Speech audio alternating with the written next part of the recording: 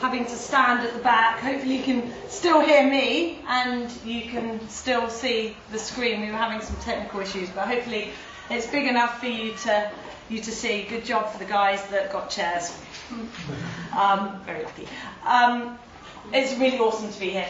Thank you so much to Warren and to Erica for organising. Thank you to you guys for coming. I was chatting to Jens Voigt. Do most of you know who Jens Voigt is?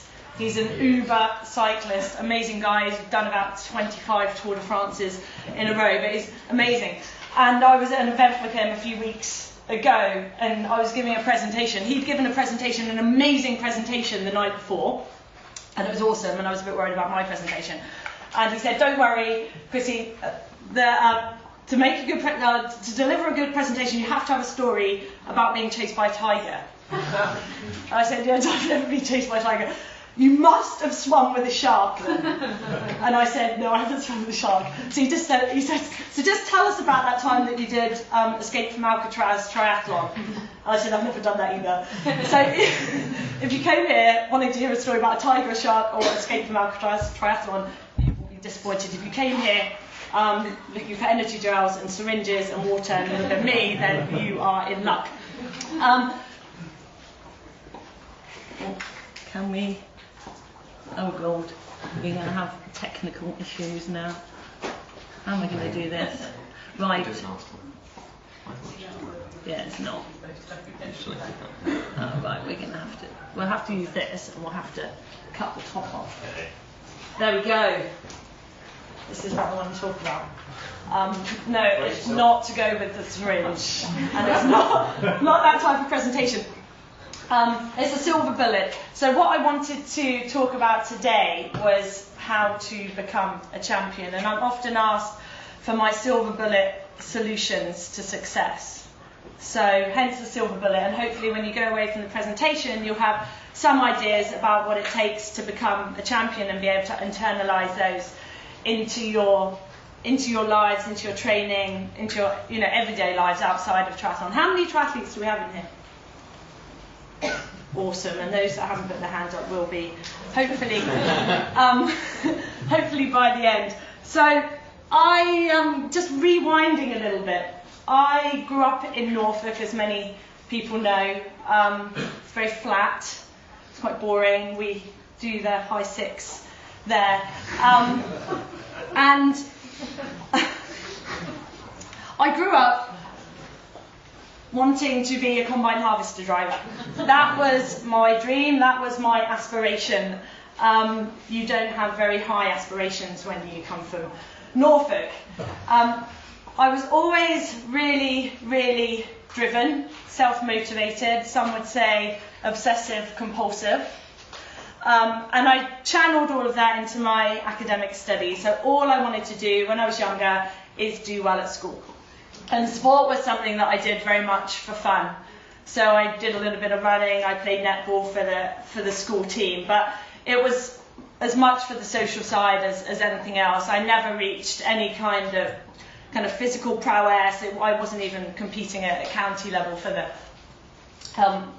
the school. In fact, I guess the closest I got to being world champion was when my mum, in her infinite wisdom, dressed me up as Wonder Woman for the fete, but I was actually looking through my photo albums coming to this, and I realised that was probably the best one, because I was also dressed as a starfish, and that's my brother, who's going to kill me, but he was dressed as a daffodil.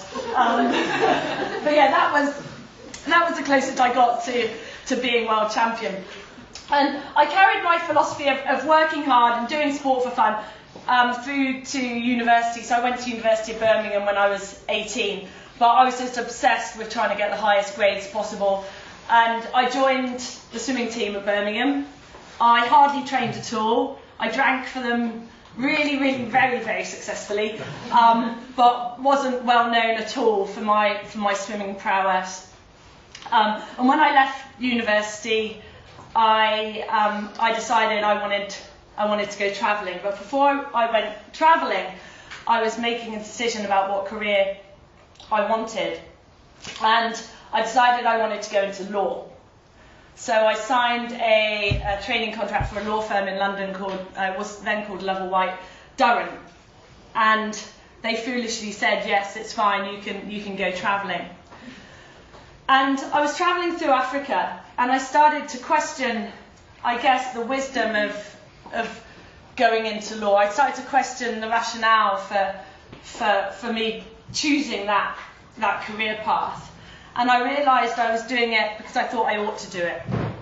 I was doing it because I'd done well at school, I'd done well at university, and I wanted to be a something. I wanted to give myself a label, and I think we all want that in some respects. And law was the career that I'd chosen. But I was travelling through Africa, and I saw sights that opened my eyes, and I met people that I guess opened my mind. And one of those was a girl called Jude.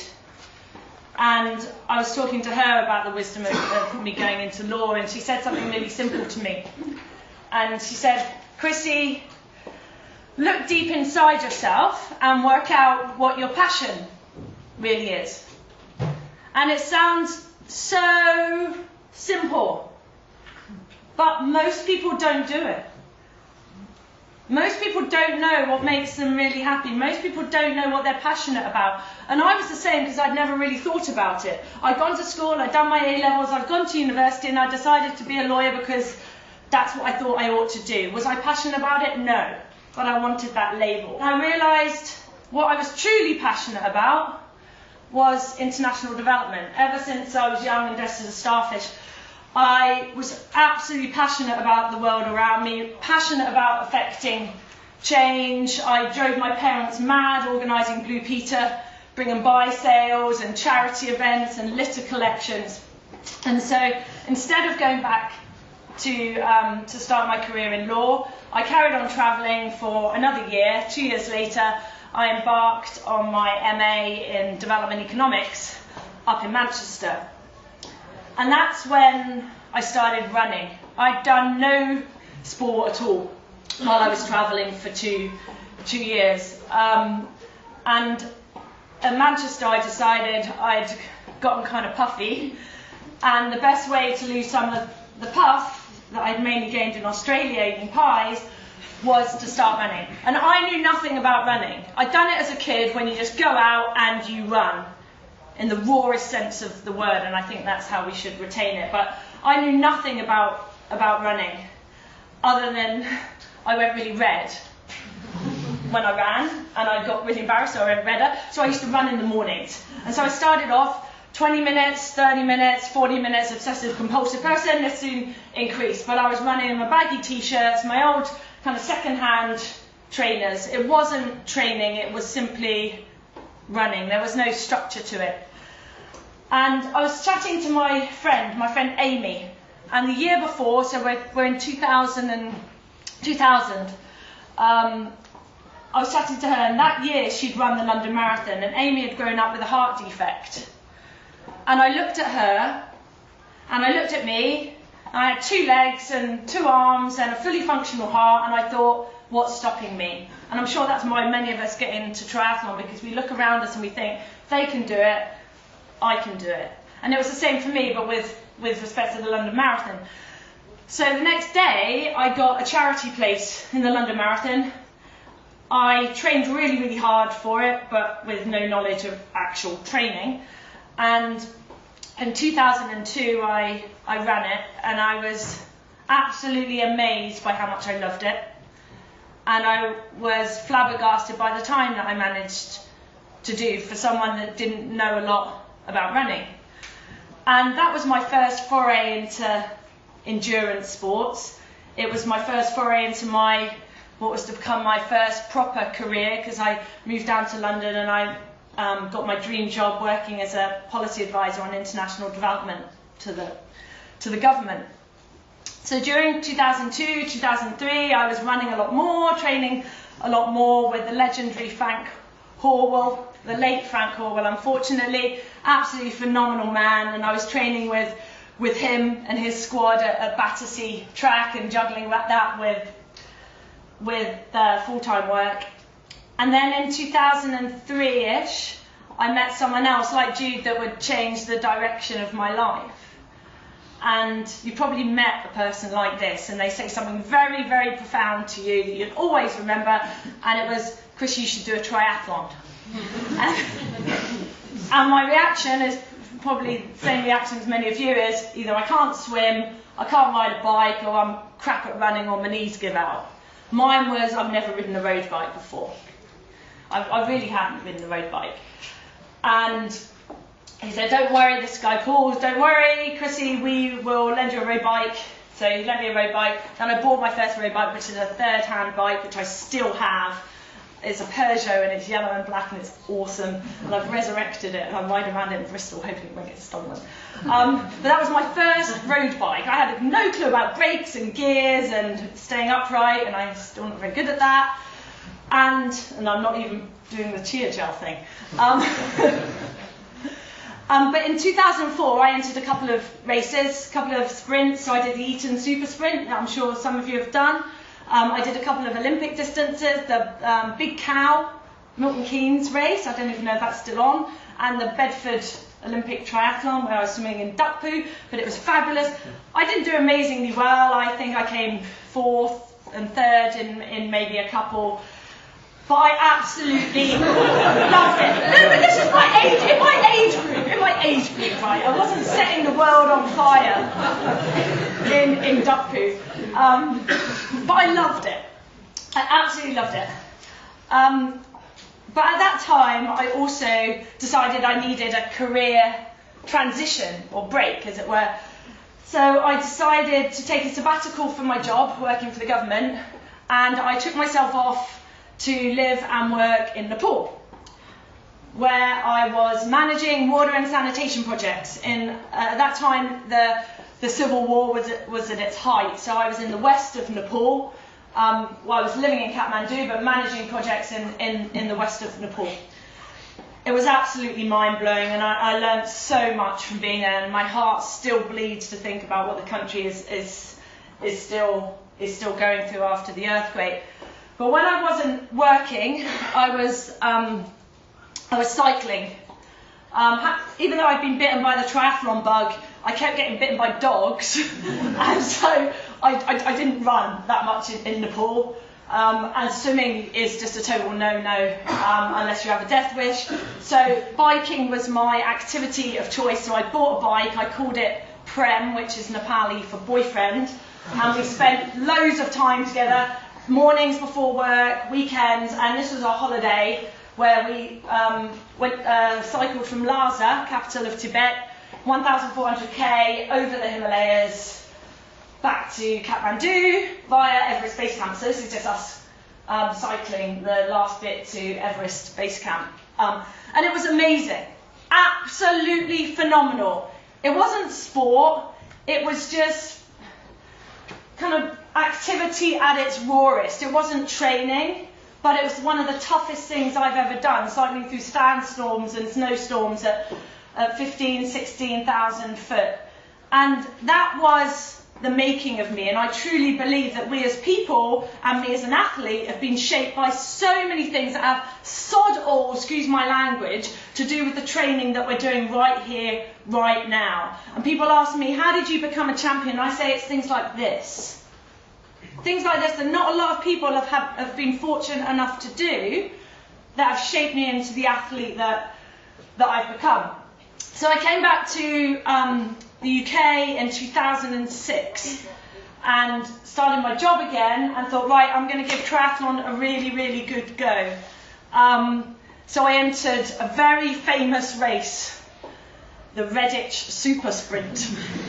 Definitely don't think that's still going. Excuse me. So Redditch Super Sprint, it's not tropical like Hawaii, it was in May.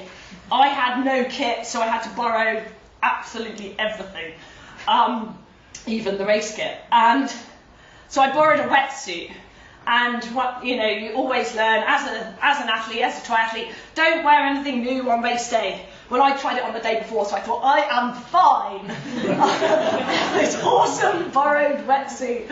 So I got in the water, and it isn't very tropical, not like Hawaii, and the gun went off, and the whole wetsuit flooded with water. It's cold, and all the swimmers went off into the distance, and I couldn't swim, and I had to be rescued by a kayaker. So that was the end of the Reddit super, not very super, but very sprint-like, because it didn't even last the swim.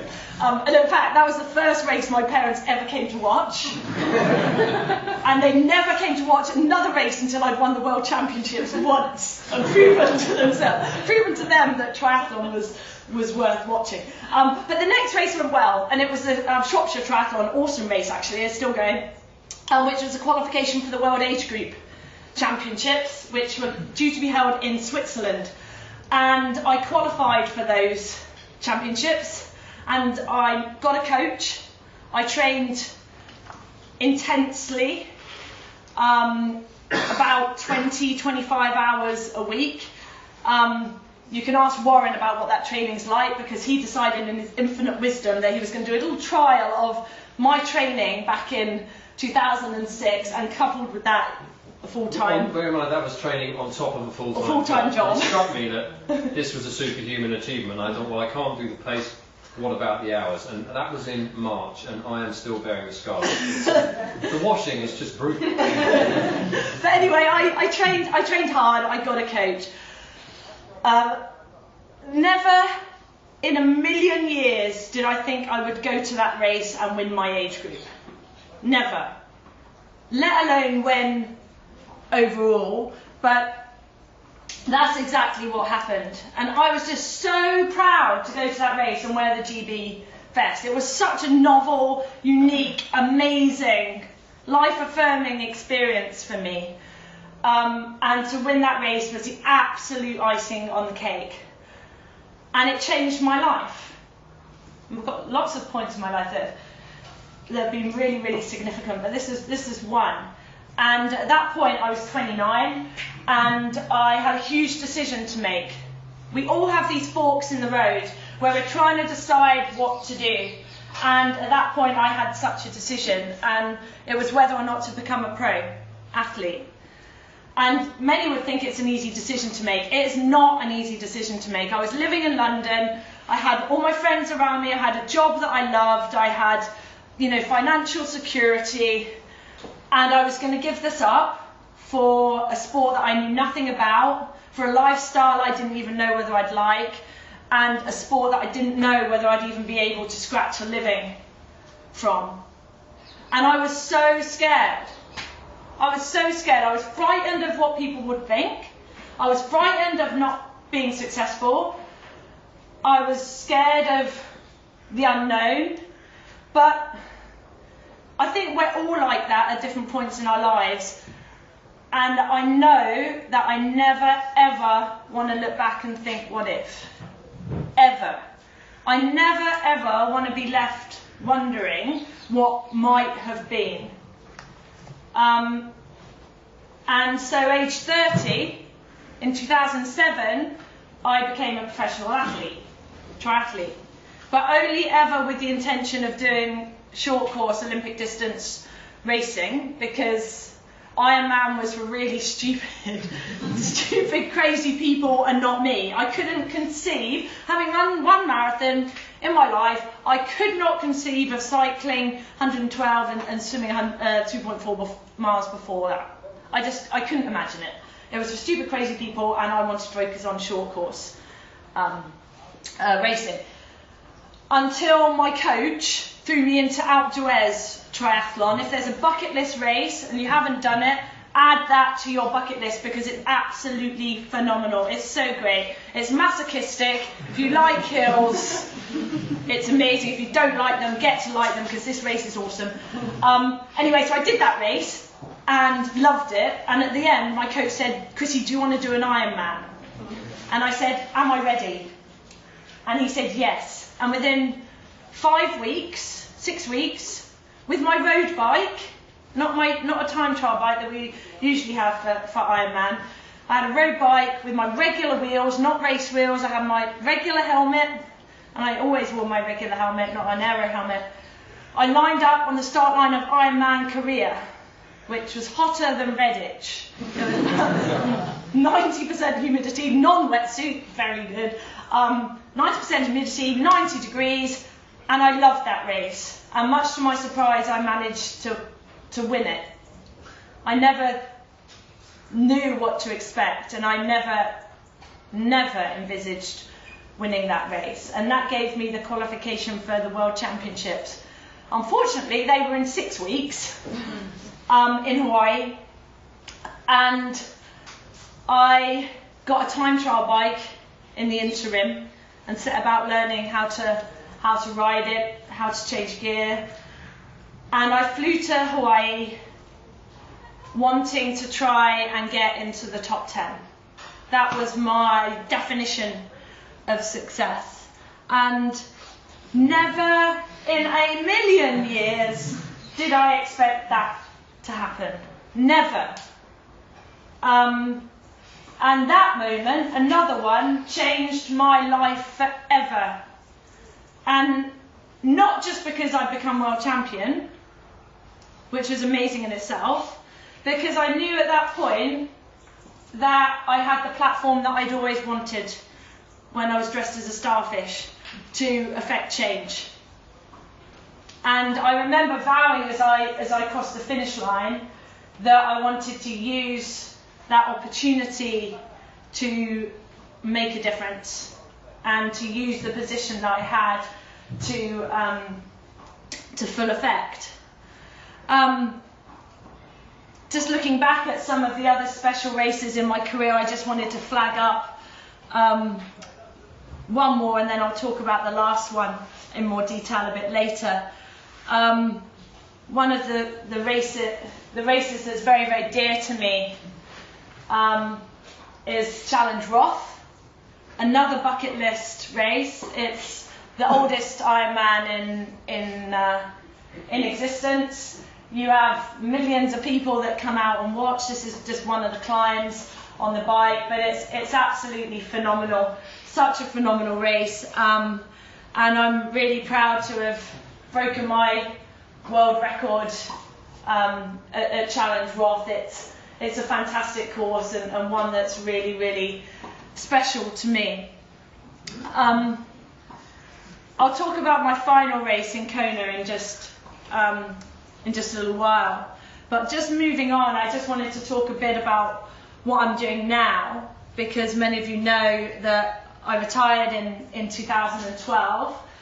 I just put up the Gandhi quote, and that's how I try and live my life. I believe that we all, no matter who we are, have the opportunity to leave a legacy. We all have the opportunity to impact those around us. You are all role models for everyone around you, and that's why I laugh when people call me a role model. Maybe I am, but everyone is.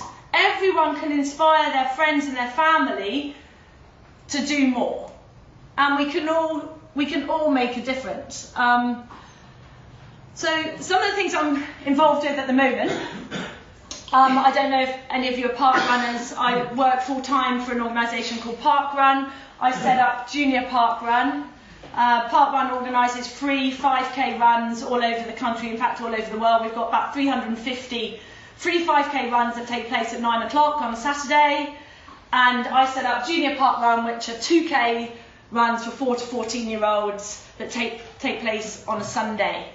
It makes my heart sing to go to these events, and it's so gratifying to do something to reverse the horrible, horrible trends that we all read about in the media at the moment about sedentary behaviour and apathy amongst our children. And when I go down to these events and see them for myself, it makes me realise that we can do something positive and we can make a difference.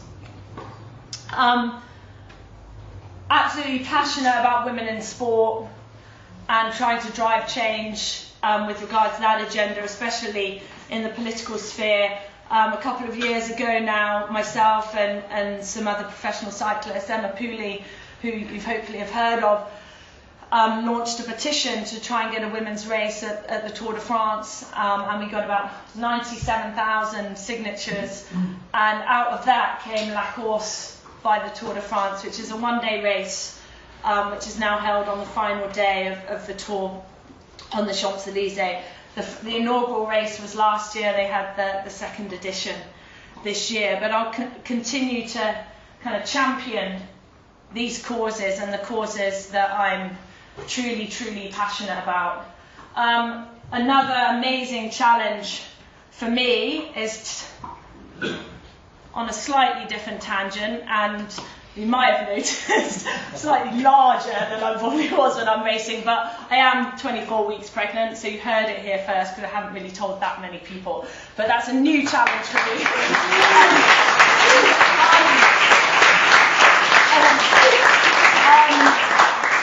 And a new life journey, which is no less challenging than Ironman, and I'm sure much, much more, but we're really excited about that.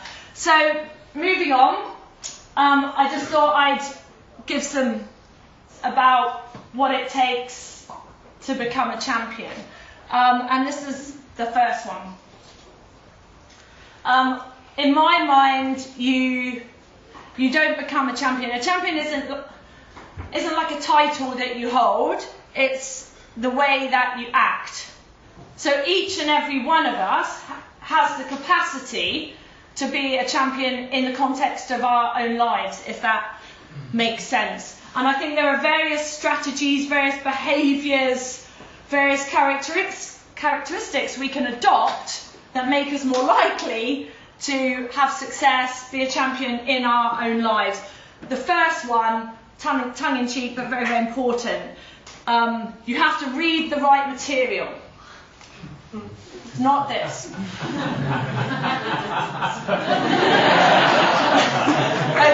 that's not. The first one, the first strategy, or the first philosophy, I guess, is you've got to know what you're passionate about. You have to. So many people bumble through their lives not knowing what makes them happy, not knowing what drives them, not knowing what motivates them, because we're too stuck in trying to live our lives how we think other people think that we should. You know, Erica and Warren haven't always run 33Shake. They jumped into the unknown and they followed what they realised their passion really, really was. And they're working their asses off, and that's why I'm really, really happy to support them. But what I admire the most is that they truly believe in what they're doing. So everyone should truly, truly believe in what they're doing on a day-to-day basis. Secondly, you cannot be afraid to make a change. Yes, we are all, excuse my language, shit scared of change. Because it's the unknown. We don't know what the outcome's going to be. We don't know what people are going to think. Warwick and Aaron didn't know what would happen when they launched 33Shake. But the worst thing is not knowing. The worst thing is looking back and thinking, what if I'd have done that? Because in my mind, if you never try, you'd never know. If I had not dared to try the marathon, I would never have gotten into running. If I had not dared to try a triathlon, I would never be standing here. If I'd not dared to go to Nepal, I wouldn't have seen and had some of the experiences that have changed my life forever. You have to be prepared to make a change. Even if you don't know what the outcome is going to be. Because the worst thing is looking back and thinking, what if I'd have done that? Just more practical suggestions for being successful, especially in triathlon. Having a plan, but it's got to be sensible. So I just thought I would give you some more practical tips for what this plan should look like and how you should approach your triathlon training. And the first one is the most important one, is to remember that triathlon is one sport and it's not three. It's made up of 3 disciplines, but it's one sport. And I'm always amazed by how many people focus solely on the disciplines. They compartmentalise them, forgetting that in doing so, they negatively impact on the other 2. For example, I'll have someone say to me, Chrissie, I want to improve my run. My run's my weakest discipline, I want to improve my run. And I'll say to them, look, what's your bike training like? What's your position on the bike? What are you eating on the bike? What equipment are you using on the bike? And they'll say, no, you misheard me. I'm talking about the run. I want to improve my run. And I'll say, I'm talking about the run too.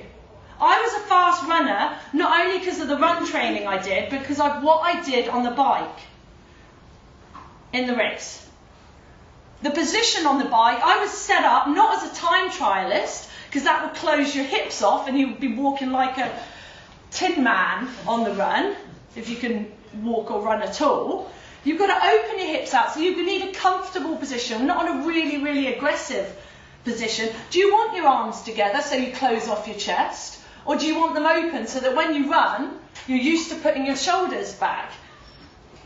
Do you want to wear an aero helmet that may gain you 5 minutes on the bike, but you wonder at 30k into the marathon why you're dehydrated, and you're blaming it on your nutrition, or you're blaming it on the heat, or you're blaming it on the run? It's not. It's the decisions that you make on the bike that affect the run, if that makes sense. So you have to see triathlon as one sport and not 3. Your training plan has to fit with you.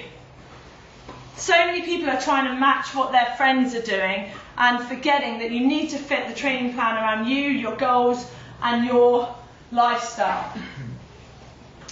A sensible plan will have 4, this is at the most basic level, but 4 types of session, whether it's swim, bike, or run.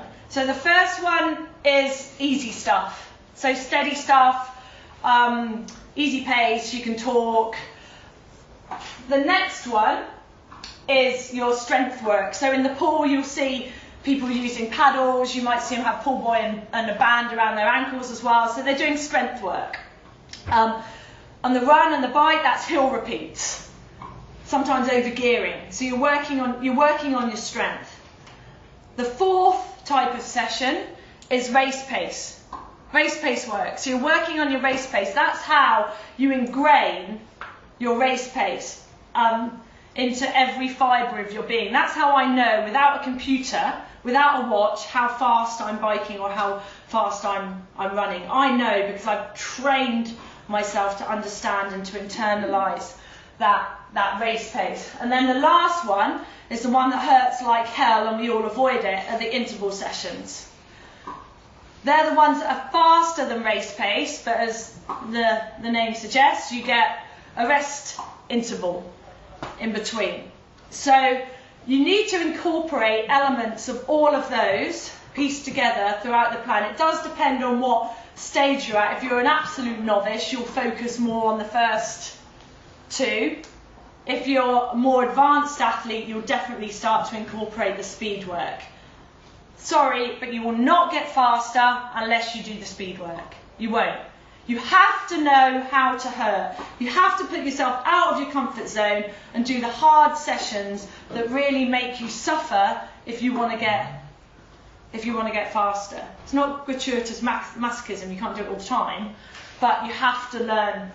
You have to learn how to push yourself beyond what your race pace is. Consistency is absolutely key. Absolutely key. But you've also got to be flexible. And I think all too often I see people that are sacrificing every element of their life for triathlon, and it's not healthy. The title is Juggling Balls, for those that can't see. Oh, there we go. Thank you. So I just thought I'd give you some suggestions on how you can fit triathlon into your life. The first thing to say is juggling those balls, fitting it all in, is part of the challenge. If it ever becomes a really negative stress, where you resent the fact that you're doing triathlon or you have to do certain sessions, then it's not for you. And that's fine. It's not for you. It should always be a good stress. So of course there are going to be days, maybe even weeks, where you just think, I hate this sport and I'm going to give it up. But generally it should be good stress. So a realistic plan, of course, fits around you, your lifestyles. You look at your weekly timetable and you pick out slots that are always available. So you might know that on a Monday morning, your partner or your wife takes the kids to work, and so Monday morning or Tuesday morning you can do a session. Or you might know that on Thursday you get a lunch hour of X amount. Those slots are always available. So your priority sessions go in those slots. The other ones are non-essential and you can leave them, but you've got to make sure you identify where the always available slots are and then prioritise your sessions and make sure at least you do those. In our sport, there is such an obsession with volume. Everyone asks me, how many Ks do you do a week? How many miles do you do a week? How many hours do you do a week? I don't give a damn. It doesn't matter to me. Ask me how hard I work. Then I can tell you. People think they've done 35 hours a week, therefore that equals success. It doesn't. Quality trumps quantity every single time. You are often much better doing a 45-minute turbo session than you are a 4-hour session on the road. Yeah, you might not have bragging rights because you've only done 45 minutes, but you've got maximum amount of benefit. So if you're time poor, choose your bang for buck sessions. They're the ones that will make the difference. Obviously limit all your fat, multitasking, this goes without saying. Incorporate strength and conditioning into your daily lives. You know, you could be doing butt clenches while you're sitting here. You know, you can do single leg squats while you're washing up or brushing your teeth, things like that. But if you are time poor, then make use of, you know, don't sit down on the tube, but try and I try and balance while I'm standing on the tube, just to give myself that strength and conditioning you might not be able to do because you haven't got, 30 minutes to allocate to it. Importantly, share the experience with your family and friends. Triathlon does sometimes or often take you away from family and friends. So involve them in it, involve them in the races, involve them in the training. I mean, most of you have know Craig Alexander. His family always come along on his long runs. The kids cycle with him and they set up aid stations and he does little laps, so they feel like they're part of his training, and that's really, really important because it's as much a family endeavour as it is an individual endeavour. But lastly, and I really want to emphasise this, people beat themselves up, me included, about what they haven't been able to do. Like, you might be shitting yourselves right now because you've missed a session tonight to come and listen to me waffle on. It's the reality. You know, there will be times where you're in work late. There will be times when your kids get sick. There will be times when you wake up and you really don't feel like training. Accept it as your reality and move on. Don't beat yourself up about it. You just got to do the best in the context of your life, and I'll come on to that in a minute. Saying that, I like to see triathlon like baking a cake, right? And that's why I put this picture up. Because it is so much more than swim, bike and run. So I know that myself and my competitors, Rinny and Caroline Stefan and all of the other girls, are doing pretty much the same training. Pretty much. It's something else that sets us apart. And those are the marginal gains that you've heard Dave Brailsford talk about so often. It says marginal gains at the top. Make marginal gains. This is really high-tech stuff here. But you've got to try as much as you can to take care of the minutiae. There's no point in cracking out 30 hours a week and then getting 4 hours of sleep. There's no point at all, because you're undermining everything you want to achieve. So some of the ways in which you can make your marginal gains: strength and conditioning, really important. Rest days and rest periods. I used to hate resting. I hated it. It was tantamount to weakness. I could not take a rest day without beating myself up. Someone would have to strap me down, and that would be quite enjoyable. But you have to rest. Rest is part of training. Every amateur athlete that is juggling training with a full-time job should have a rest day once every 7 to 10 days. Absolutely. The pros don't, because guess what? We train 4-5 hours a day. We have 18 or 19 hours to rest a day. You guys don't. So you guys are trying to train like the pros and work and do everything else. It's not possible. You have to have rest, and you have to see rest as part and parcel of training, and you have to have a longer off season. Mine was always 6 weeks at the end of after Kona. Have an off season. You have to detrain your body to come back stronger. Sleep, really, really important. Massage and physio, if you can afford it, absolutely fantastic. Nutrition and hydration, I'll just move on to in just a second. But again, do as much as you can. The aim is to be the best you can in the context of your life, not to beat yourself up because you haven't got all of these in order. Just do as much as you possibly can. In terms of nutrition, we can all make nutritional choices. It's an easy win when it comes to training our body to be the best it can be. You can make a choice whether or not to have a burger or whether or not to have, chicken and salad. You can make that choice. So those are the things that you can control. In terms of nutrition, I won't go into too much detail about my daily nutrition. We haven't really got time. I thought I'd go into more detail about my race nutrition. But suffice it to say, there's this fallacy in sport that professional athletes are sucking on high sugar energy drinks and gels. And that's what makes us strong, and that's what makes us successful. It's bullshit. We use them strategically. So I'm not going to stand up here and say I don't use energy drinks and I don't use gels. That's what I use when I'm racing. Occasionally I will practice with them in training, and I say very, very occasionally.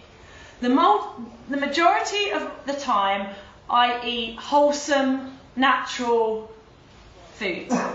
That's what I live on. So organic, close to source, whole foods as much as I possibly can.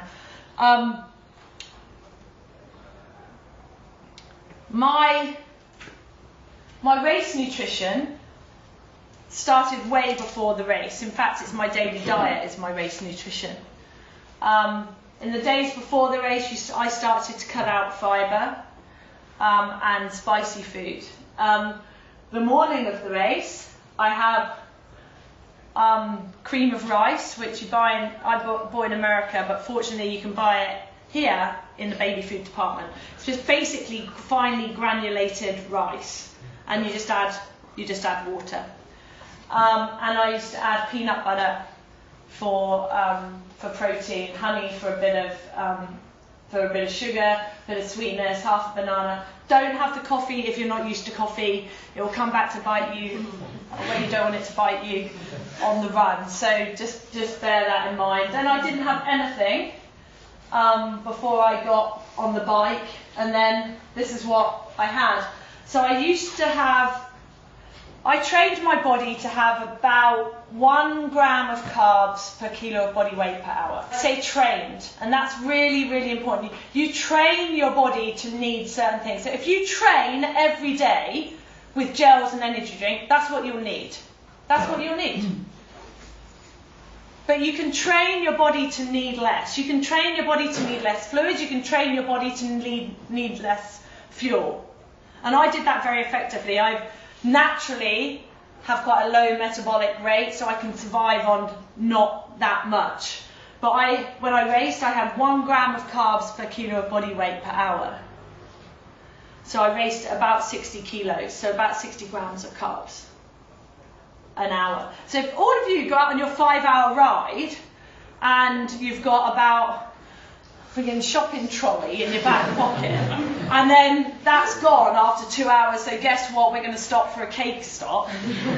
I'll have a coffee. Oh no, and then about 4 hours goes by, well, we'll have a flapjack, and then we'll have a few more gels. That's what you're going to need in a race, because that's what you've trained your body to need. So your body is trainable when it comes to nutrition, is what I'm trying to say, and I train my body to be very, very fuel efficient. And then on the run, 1 gel in T2, 6 gels on the run, 1 gel every 25 minutes. Afterwards, sorry Wayne, but I ate absolutely everything I could get my hands on, usually salty, fatty, horrible, lovely food, because that's what my body really craved. So moving on, linked to the marginal gains. You don't become a champion without training your mind. It says your mind is your most powerful weapon. Our sport is as much psychological as it is physical. And there are 2 reasons for this. The first one, I didn't have this in my photo library, I had to find it. Do you know who this guy is? Yeah. You have to be born in like the 1970s and before to know who he is. It's Mr. Motivator. He looks like a 1970s, 80s triathlete. He's not. I think he was an ITV, but his job was to kind of motivate people. What I meant by this picture is that we all are demotivated at points in time. So I did not wake up every day thinking, yay, great, I've got to train. You just don't. There are days, even weeks, where you really don't feel like doing it. It's fine. What is not fine is not bothering to develop the strategies to re-motivate yourself. If you just suffer that, endure it, and things will come good in the end. Maybe they will, maybe they won't. There are tools and there are strategies that you can use to motivate yourself. That's training the mind. And the second reason you need to train your mind is because the proverbial happens. It will happen. It is not all plain sailing. That is training, that is racing, that is life. And you need to be able to have the mental fortitude, the psychological aptitude to be able to overcome adversity. Whether it's one-off flat tire in a race or whether it's something that's more endured in your life. Training the brain, top tips. How do you give yourself that mental strength to endure in a race? Because racing hurts. If it doesn't hurt, training hurts, but if racing doesn't hurt, you are not doing it hard enough. So, first one, training alone. I know we all love to train in groups a lot of the time. Sometimes that's sensible because people can push you. But we race independently. So if you're always relying on other people for that motivation, you are never going to be in your own head. You have to be in your own head in training, and that means training alone some of the time. Remembering your goals and your motivations are absolutely vital. It's not enough to say, I want to do Austria Ironman. You've got to know why you want it. And you've got to make it tangible. I used to put bloody post-it notes everywhere. It used to be my screensaver. In fact, it still is. But have your motivations and imprint them at the fore of your mind. Positive visualization sounds really trite and very American. It works. You've got to visualize yourself as strong and as successful. If you don't, you won't be. But you've also got to visualize what happens when things go wrong. So what happens when you get a flat tire? What happens if you, get a cramp? What happens if your goggles get knocked off? If it's never happened to you, at least you can visualize it happen to you, and you can go through the process in your mind so that when it does happen, because it will, you've developed a strategy to be able to deal with it. Visualization, very, very important. Positive words and affirmations. I am as strong as an ox is much better than you're a wimp and you're a failure. You have to have a mantra. You have to give yourself that positive feedback all the time, because if psychologically you're crushing yourself, guess what will happen physically? You'll fall apart. My mantra was never ever give up and smile. And I used to write it on my wristbands, I used to write it on the top of the water bottle, I used to have it on my bike, everywhere. That used to be my mantra, I used to repeat it ad infinitum. Inspirational videos, music, poems and books. For me, reading about people, sounds macabre, but reading about people that have had shit happen to them is really, really empowering when they've gotten through it. It really, really is. There are so many people that have suffered worse than us. And if you read about them and you think, my God, if they can encounter something, overcome it and succeed, so can I.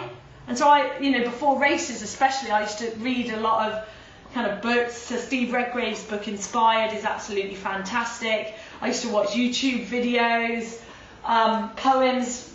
Those that know me know that I'm evangelical about Rudyard Kipling's If. So I think it's an amazing poem, and if you ever read one poem and print it off and carry it with you, carry that one, it's phenomenal. But they can really, really give you a boost that you need. Then more practical suggestions. Never see the race or the session in the entirety. So I never started an Ironman thinking, oh God, I've got 100 and whatever miles to do. I think I've got to get to that swim buoy. Then I've got to get onto the bike. Then it was 40k increments on the bike, and then the marathon was 4 lots of 10k and change. You break it down, so you never see everything in the entirety. If you've got a set of intervals to do in training, just do one, then do the next one, and then the 10th one will take care of itself. But just break it down into small manageable segments. When the going gets really tough in races, you're thinking about getting to an aid station, getting to the person in front of you, getting to your support team that are X miles down the road. Really important is to stay in the moment. I think often we get carried away with our emotions when we're racing. So we get a stomach cramp and we think, right, this is the end. Or, you get a bit of a stitch, oh God, my race is over. It's not. A race is an ebb and a flow. You will go through times in a race, and it will strike at different points, not necessarily towards the end, where you think, I can't finish, I feel crap. This hurts, that hurts, they're going faster than me. Things change, things evolve. There have been, every single race I've ever done, I've wanted to quit. At some point, I've thought, this is not your day, you're going like a plank of wood, just pull over to the side. But experience tells me that that feeling will fade. And so you have to stay in the moment and have confidence that you will overcome that sensation and that your body will come good. The last one, test yourself and recall your ability to cope. Really, really important. So every time you question yourself, look back at another time where you thought you couldn't do something and you managed it. And that's why those hard sessions are really, really important.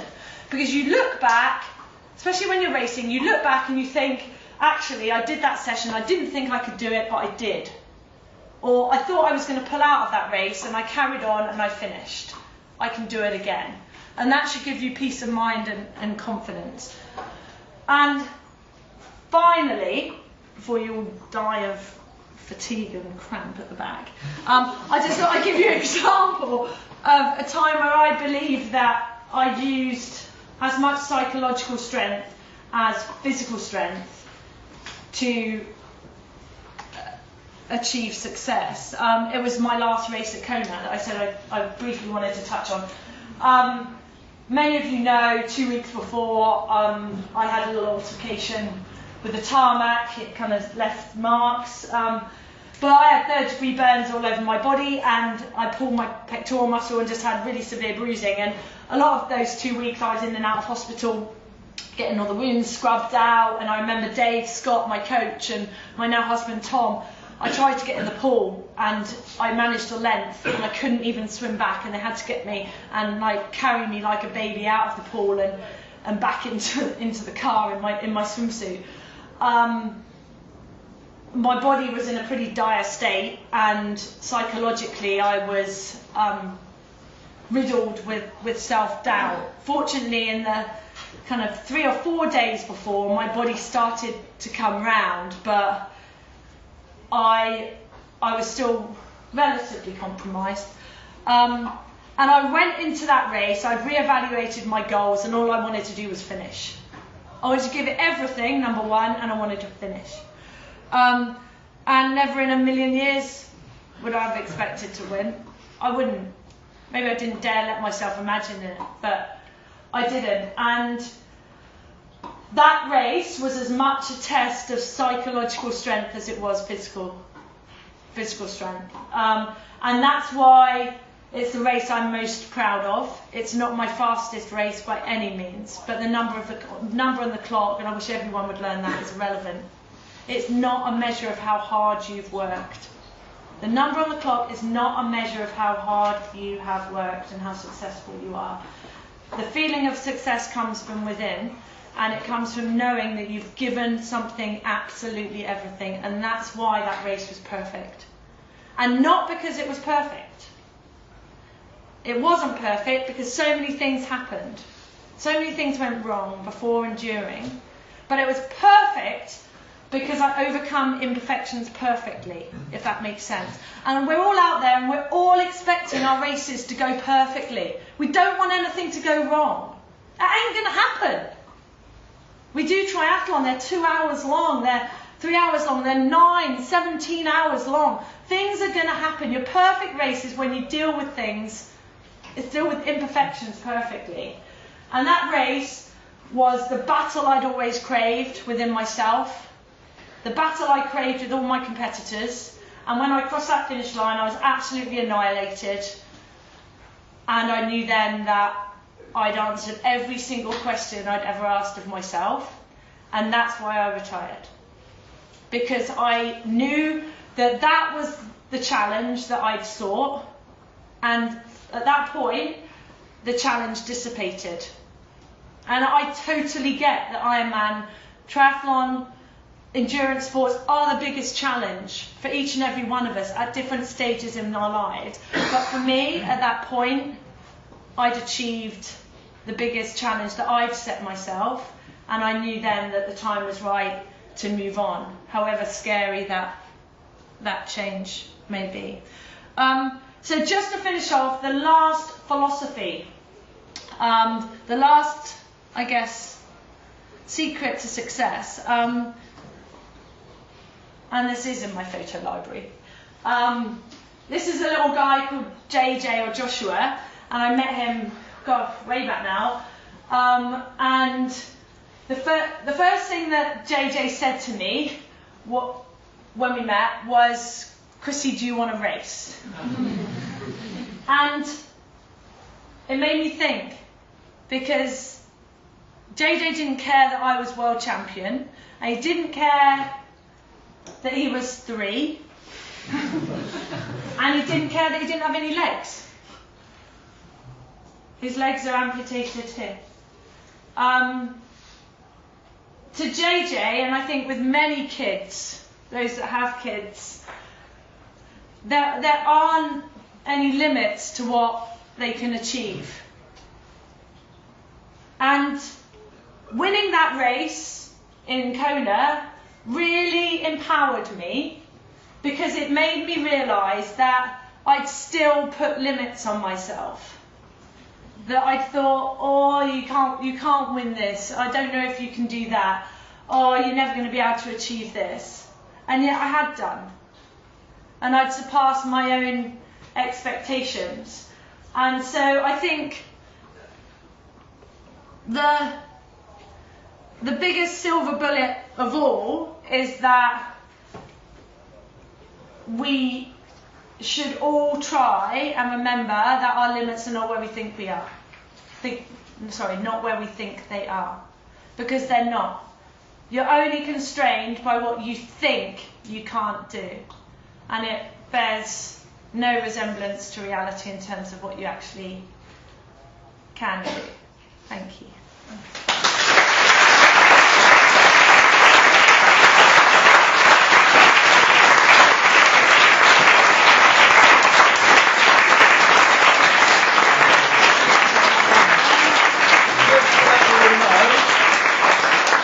Chrissie's on a pretty tight clock to get back to Bristol, but we have 15 minutes for Q&A, 15 minutes for photos and autographs and anything afterwards.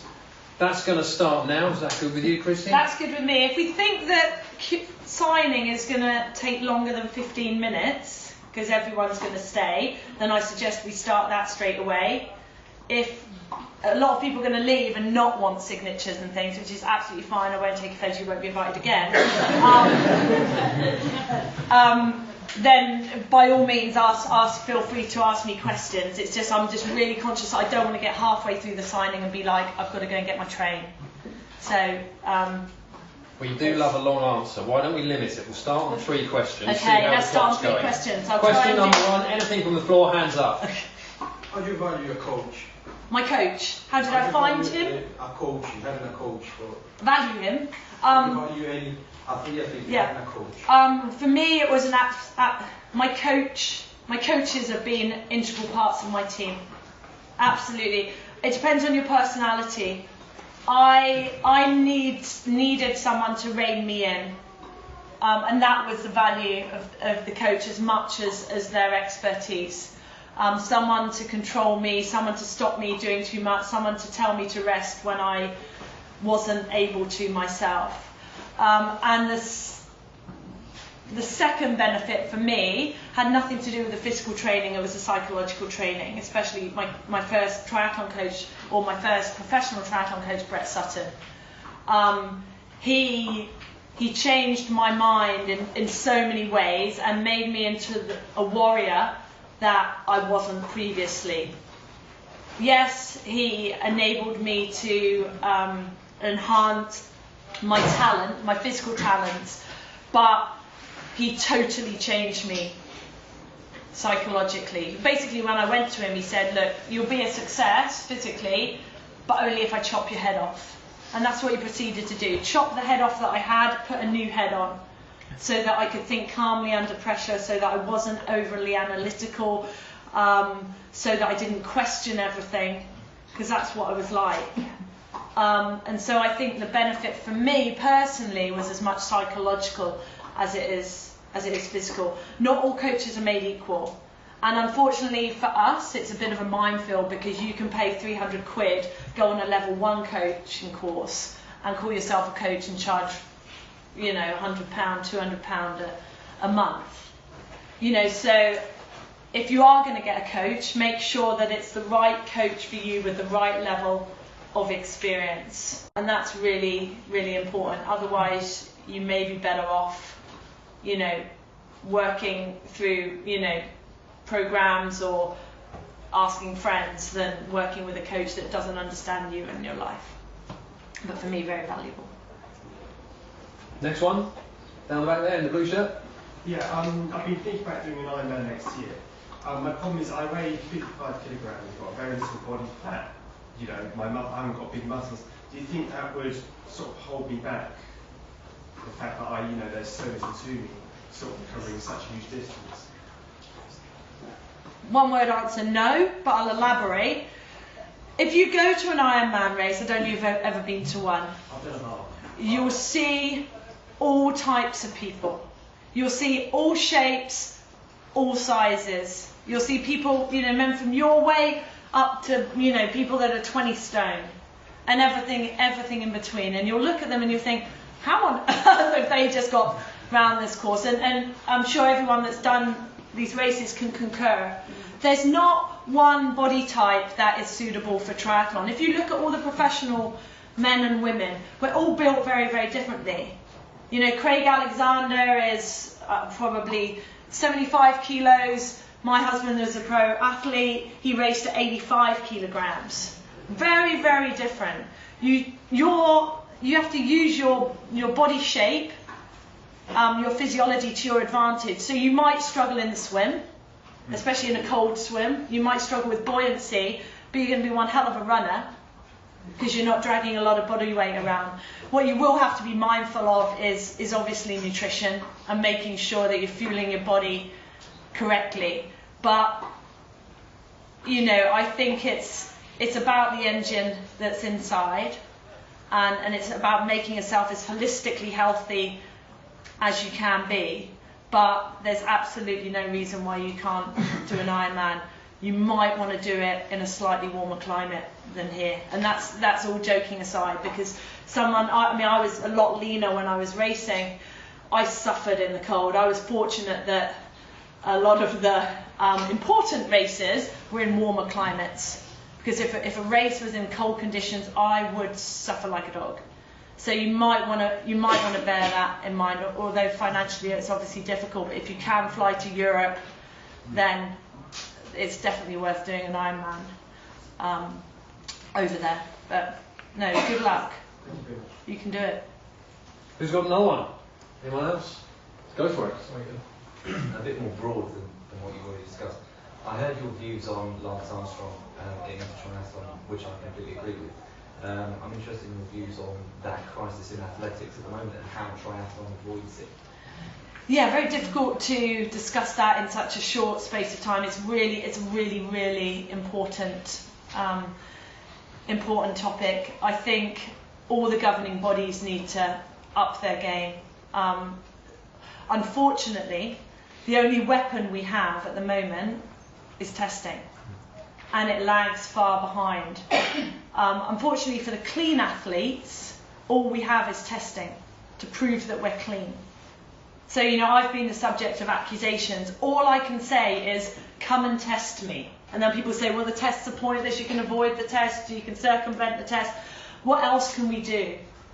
One year I had 19 tests, 13 of which were blood tests, including the blood profile.